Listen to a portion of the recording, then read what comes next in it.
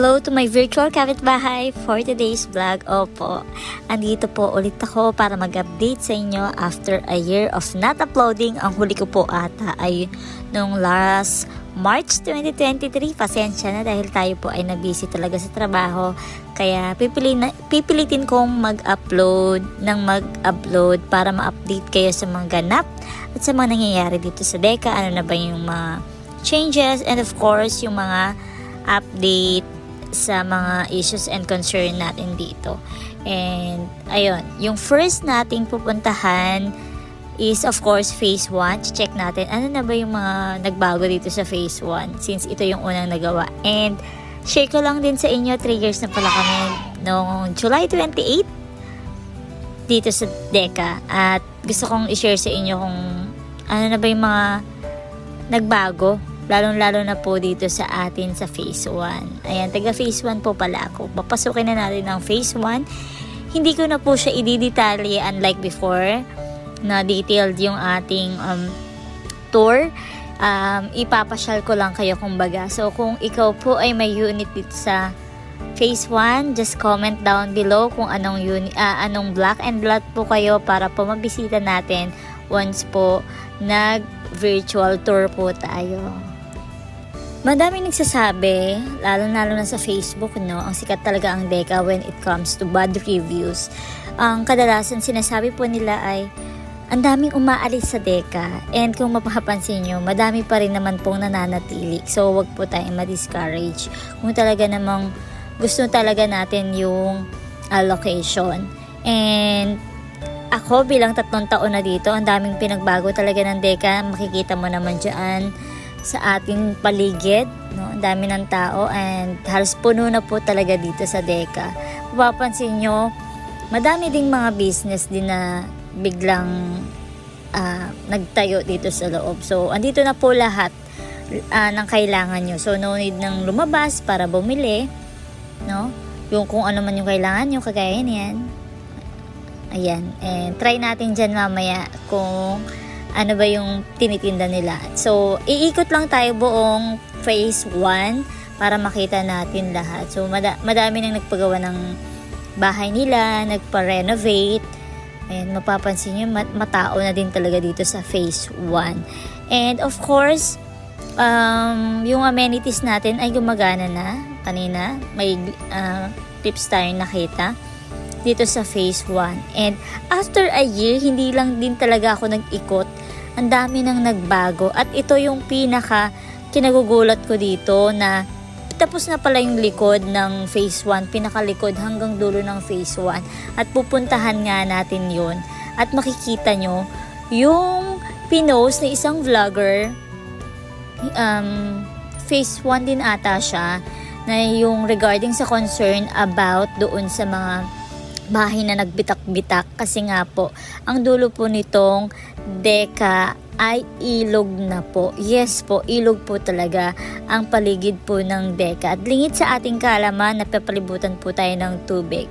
Kaya nga last July 24 is binaha talaga ang buong May Kawayan. At hindi lang naman May Kawayan, kundi Metro Manila din. So, thank God, kahit papaano, safe na safe tayo dito sa loob ng Deka, no? Hindi naman kami pinasok. Siguro, kaya bumaha doon sa labas. Kasi may nagtanong kung baha ba yung nasa labas namin nung nag-upload po ako. Ay, yes po. Baha po talaga po yun. And, hindi ko alam, hindi ko na natanong kung bakit bumaha sa loob. And, for sure naman may reason behind that. Feeling ko yung drainage na naman is hindi na naman bumababa or hindi na naman maayos, no? Kaya nagkaganon. And talaga namang hindi lang naman dito sa Deka talaga yung nagkaroon ng baha. Kung napanood nyo yung aking video, makikita nyo doon na ang labas po ng Deka ay nasa bewang po hanggang dibdib na po yung tubig. So, talagang yun yung mga unexpected na mga scenario na ma-experience natin dito. Aside from that, 2 araw pong brown out dito sa Deka. At kapag ganun po, kailangan na natin mag-save talaga ng ating mga batteries, ganyan. Kasi actually first time lang naman nangyari. This year naman nangyari yun. So last year naman sa habagat din ay hindi naman nag-brown out. Kasi mas mataas yung tubig po ngayon dito sa deck. I mean sa may kawayan na baha. Ngayon lang din namin na-experience yung ganong klase ng baha. Good thing is nagbigay ng ayuda ang ating mayor sa lahat ng residente ng Deca Homes. Yung last year po kasi ay hindi. And kahit sino dito sa Deca Homes, binigyan po nila at naka-receive po ng mga food packs galing sa barangay sa Luisoy. And andito na tayo, malapit na tayo. Ang changes din pala dito, lahat naman na po ay may mga street name hanggang dulo po. Ditong pupuntahan po natin at ipapakita ko sa inyo ay pinakadulo na po ng phase 1. And under construction pa rin, may mga ginagawa pa rin dyan. At kung mapapansin nyo, yung pinakadulo is dead end na. Ayan na yung sinasabi ko sa inyo na dulo at ang likod po niya na ay palengke na po. Bandang palengke na po yan. And tara, puntahan natin. Baba lang ako saglit. Ayan.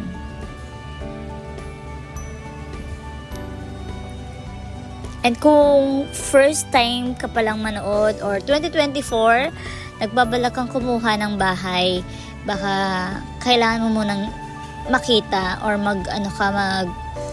tour ka muna dito, free tour ka muna dito sa loob ng Deca Homes bago ka mag-decide. Ayan, lalakarin ko na lang ito.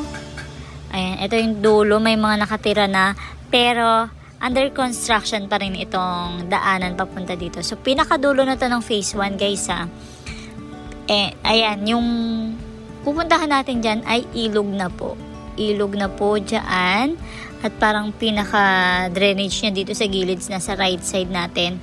Makikita nyo dyan po. Nagkaroon ng problema at ang balita ko nagkaroon ng problema dito. Kaya binaha din tayo sa loob, hindi naman ganun kalaki, pero yung daan kasi mabilis din ang pagtaas po ng tubig talaga. Ayan, ilog na po yan. So once na umapaw dyan, mas mataas pa dyan, for sure papasukin na po ng tubig yung Deca. At wag naman sana.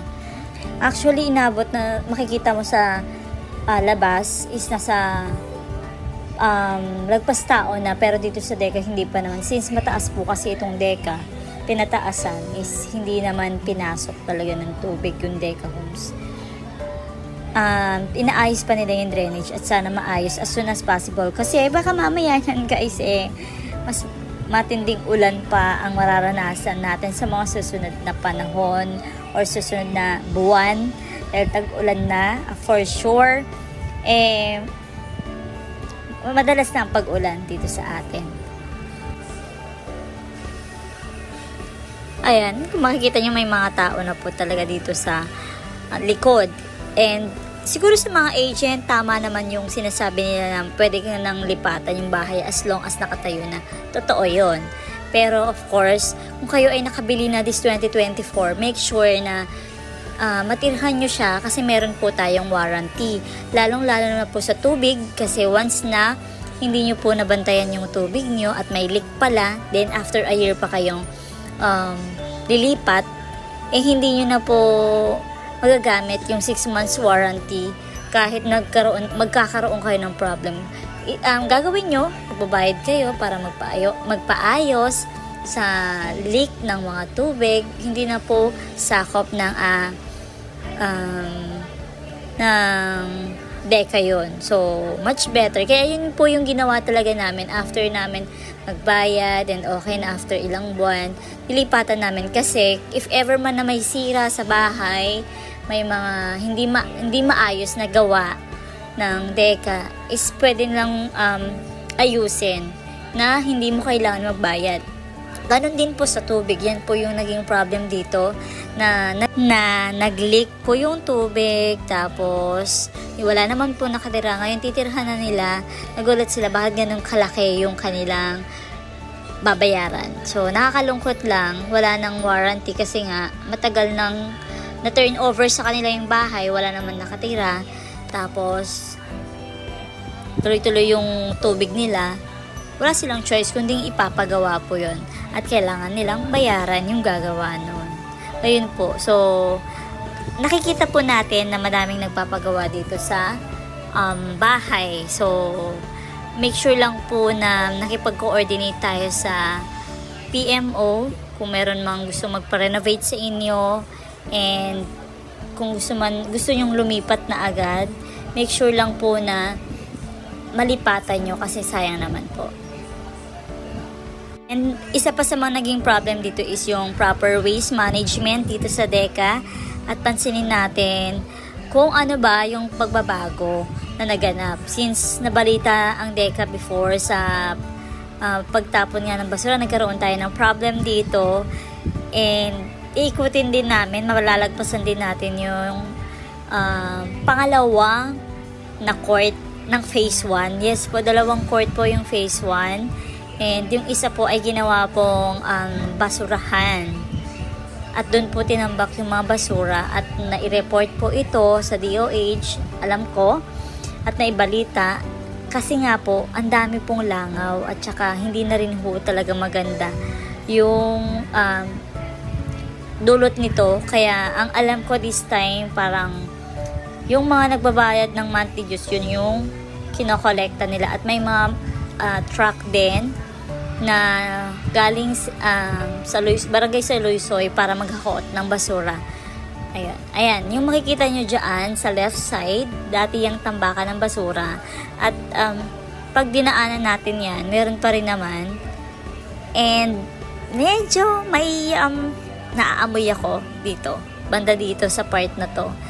At pero hindi nakagayag dati na talagang maamoy mo talaga, makikita mo sa mga bahay-bahay dyan na yung basura talaga is hindi maganda talaga na naandyan. And I believe na naayos na nila to at hindi na nagtatapon dito yung mga tao. At kung meron man, siguro limit na lang, dahil meron naman ng naghahakot po sa atin dito, galing sa labas, galing po sa barangay. Ayan, kung meron po kayong tanong regarding our video, just comment down below lang po kung meron kayong gustong makita, lalong-lalo na po yung mga hindi pa nakakalipat, yung gusto pong mag-purchase. Kung meron po kayong tanong, just comment down below para po masagot natin sa ating next video.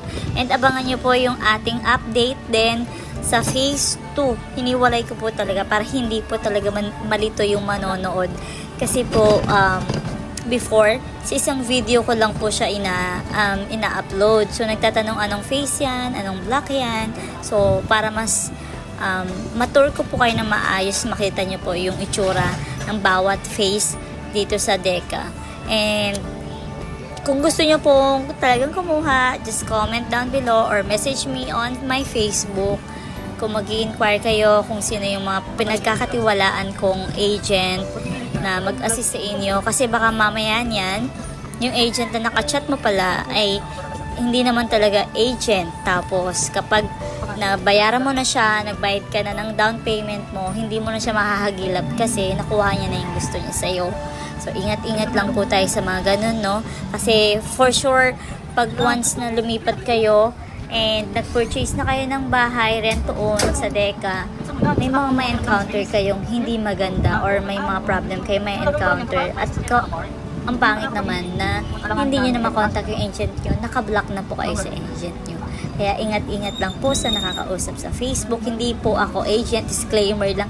Hindi po ako agent. It's just that hanggang ngayon nakaka-communicate ko pa rin yung si agent ko. Kaya i-recommend ko siya sa inyo kung sure na talaga kayo. So ayun, palabas na tayo ng phase 1. At maraming salamat sa mga nanood ng vlog na ito. Sundan natin ng next video sa phase 2 naman, entry tayo.